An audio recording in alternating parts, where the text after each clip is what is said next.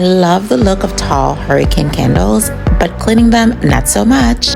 Let's get into how I clean my 17-inch tall hurricanes in under 5 minutes.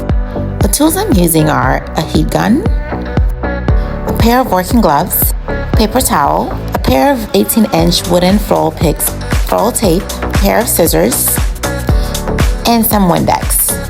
To prepare, we're going to stack a few sheets of paper towel. Then we're going to bind our floral picks using our floral tape. You can also use any kind of wooden stick that's long enough for the hurricane, like bamboo stick or any craft stick.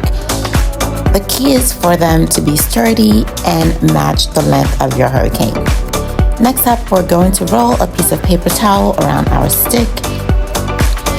From there, we're going to put on our gloves and use our heat gun on high to melt away all the wax.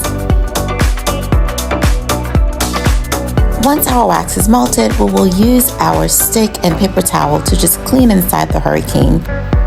Apply more heat, and then use our Windex to spray the hurricane.